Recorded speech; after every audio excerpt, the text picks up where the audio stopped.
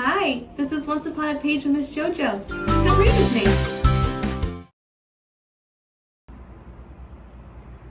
Adventures of Ayan hiking the Enchanted Falls. Chapter 1. The Mysterious Footprint. The bell rang as the children bolted out of the double doors and onto the pathway that led to the country road. School was officially out for the summer, and Ayan couldn't wait to have fun with his friends. Ready to explore? Ayan asked as he tightened the straps of his backpack and turned around smiling. Liam picked up a pebble and tossed it through the grass. You don't have to ask me twice. I hope we find something cool on the trail, Hannah said, as she tucked her dark hair behind her ear. I heard the waterfall up there glows. If it does glow, I'm drawing a masterpiece, Sophia said, checking inside her backpack to make sure the sketch pad was inside.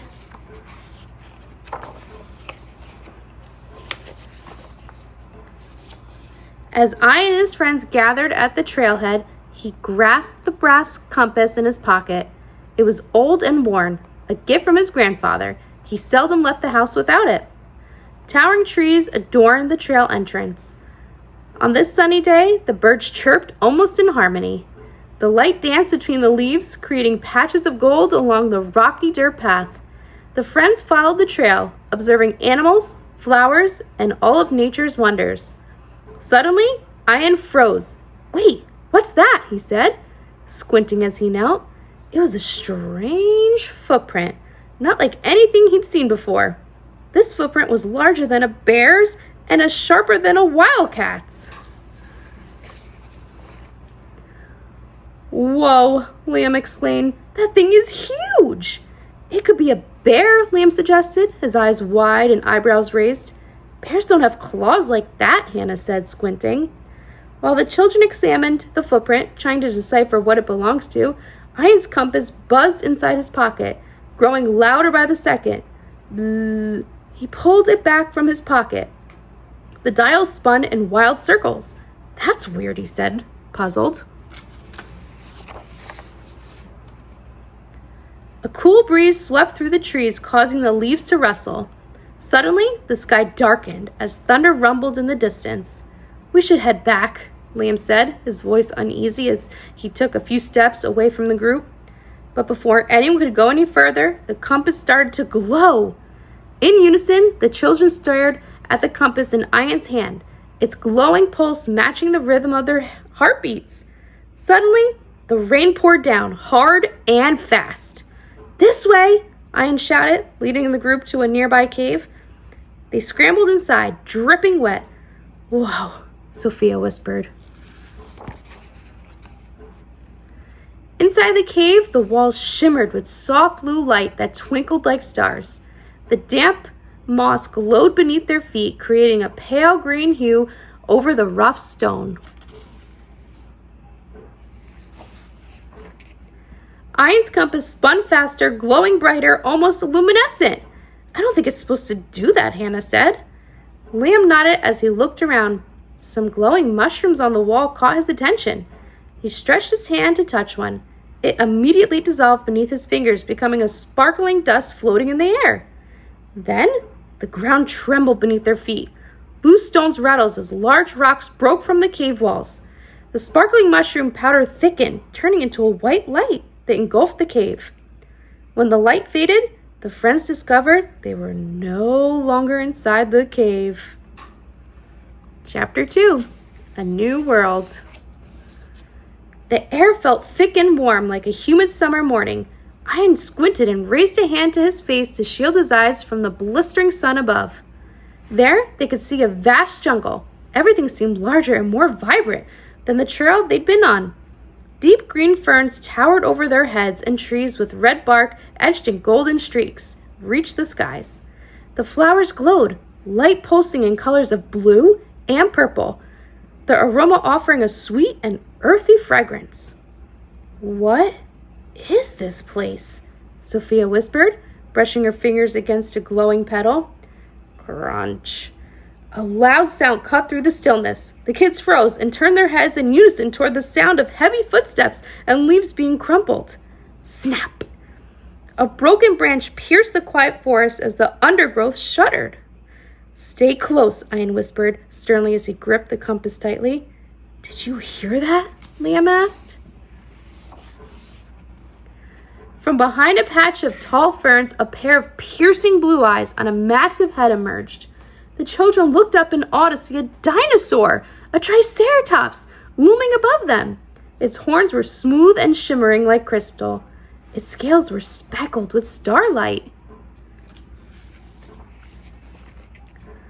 Welcome, young travelers, the triceratops said in a deep yet kind voice.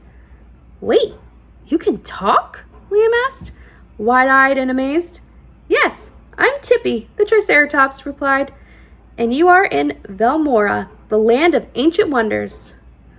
Velmorra? Ayan asked, his compass pulsing in his hand, and now its rhythmic hum matched Ayan's excitement. Tippy's eyes softened as he continued. You've been chosen to help. I serve the Keeper of Balance, and she's in trouble. What's wrong? Hannah asked. The Keeper of Balance, the great Brachiosaurus, has disappeared, Tippy answered.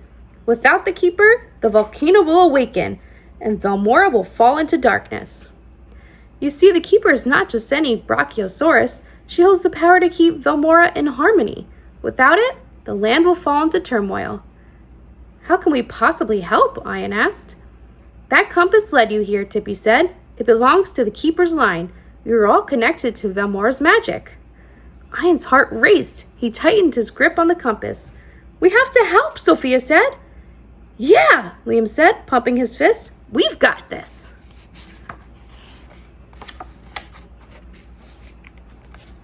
Chapter 3, The Keeper. Tippy led the group through the dense jungle, the air thick with heat and the smell of damp earth. Towering ferns brushed against their shoulders as they hurried toward the volcano's base, the distant rumble growing louder in each step. The ground beneath their feet trembled, and a thunderous roar echoed through the trees. Then the ground shook violently. From deep within the jungle, a cloud of dust erupted as a herd of ankylosaurs came crashing through the undergrowth, faces filled with fear, tails lashing. They're panicking, Tippy shouted, his frills shaking as he tried to plant his feet against the trembling ground.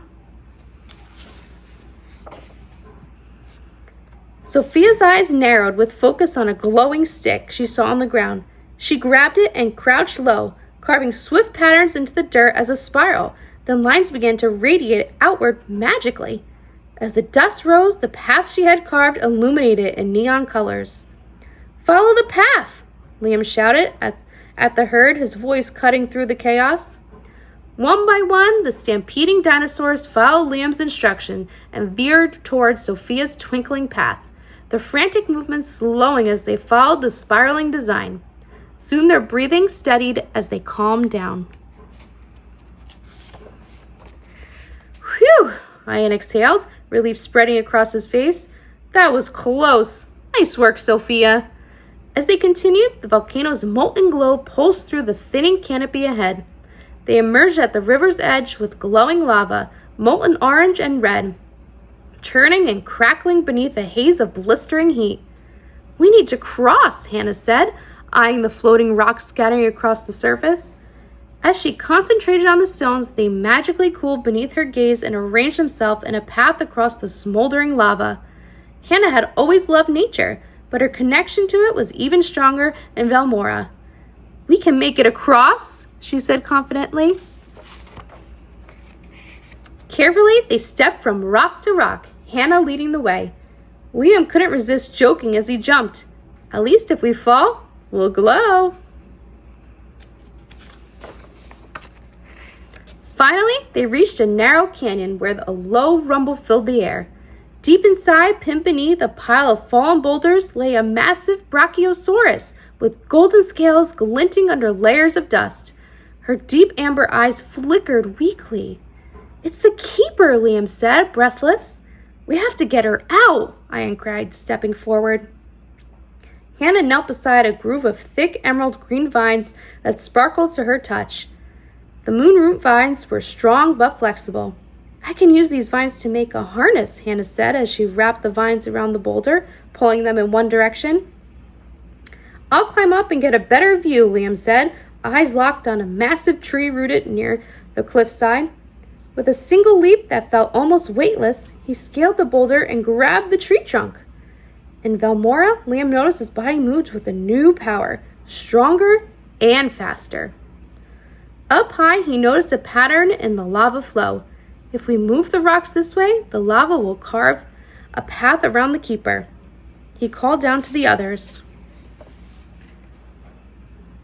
Sophia reached into her bag and pulled out the glowing stick she used earlier. She tapped it twice, and a soft clicking sound echoed in the cavern. A brilliant orb of light hovered above them, casting a warm light beam. There, Sophia said, pointing toward the largest boulder, holding the pen like a flashlight. That big one is blocking her leg. If we move it first, she'll be able to rise. Ayan stood beside Hannah, helping guide the vines around the boulders under her direction. Hannah closed her eyes for a moment, placing her hand on the earth. The vines responded, tightening with a natural rhythm. Pull when I say, she commanded. Ready, Ayan called. Now, Hannah shouted. Together, they heaved and pulled. The vine's harness snapped taut. The boulder rumbled, but did not budge. Liam, Ayan shouted. We need more strength.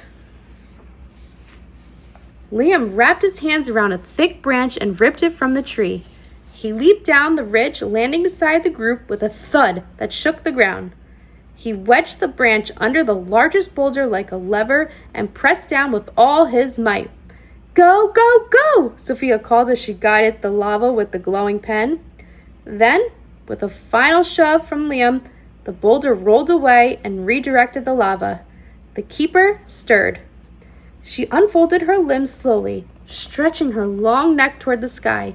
Her golden eyes ignited with light, and with a booming roar, she released a radiant pulse that shot upward, parting the clouds above in a burst of warm brilliance. The volcano's rumble stopped. The ground beneath her feet grew still. For a moment, they stood there, panting and wide-eyed. Then Tippy's blue eyes softened with a quiet pride and relief. You did it! Ayan's face lit up with happiness. We did it. The keeper lowered her head, gratitude gleaming in her ancient eyes. The golden glow lingered as they turned toward the path home. They had saved Velmorra. Chapter 4, The Return. As they walked, they saw the glowing cave ahead. Ayan glanced over his shoulder. The keeper lifted her head, her golden eyes shining with pride and gratitude. The compass in Ayan's hand stopped spinning and shone softly, casting a warm light over their faces. Tippy let out a deep sigh, the sound of joy and relief. Thank you for your bravery today, Tippy said. I couldn't have done it without all you working together. Then Tippy's face turned more serious. A long time ago, Velmorra's balance was fiercely protected by the keeper. Our ancient land has been connected to your world, but over time, something began draining the energy of our realm. The more people in your world stopping believing in the magic of the unknown and the beauty of nature, the more our connection faded. The keeper sensed a flicker of imagination remained, and she found it in you kids. Tippy continued, only those who still believe can help restore the connection. The wise Triceratops looked first at Ayan and then at each group member of the group. Ayan blinked and tightened his grip on the compass. That's why it chose all of you, Tippy said. Velmorra called and you answered. The keeper lifted her head, letting out a low, contented hum that echoed throughout the forest. It's time for you to go home, Tippy said. Velmorra will remember you. The friends walked toward the glowing cave, its soft golden light wrapping around them like a warm embrace. Ayan glanced over his shoulder one last time. The keeper's ancient eyes gleamed with quiet approval, and Tippy's blue eyes glowed happily. We will see each other again, Tippy said. I hope so, Ayan said. They stepped inside the cave and were instantly back on the hiking trail. The sun was setting. The air was cool and calm. As they walked home, Ian glanced at his compass. It was still glowing faintly. "What a day," Liam said, stretching. "I'd say," Ian said, grinning. Later, at dinner, Ian's grandfather sat across from him. "So how was the hike?" Ian's face brightened. It was magical.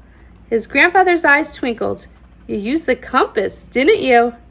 Ian sat up straighter. "How did you know?" His grandfather smiled. "That's a story for another time." Ian looked down. At first he thought his eyes were tricking him, but then he saw clearly. Glowing faintly from the top of his dusty sneaker was a small shimmering footprint. A footprint of a dinosaur. The end. Hi, boys and girls. Thank you so much for reading with me. Please remember to like and subscribe so we can read more books together. Bye.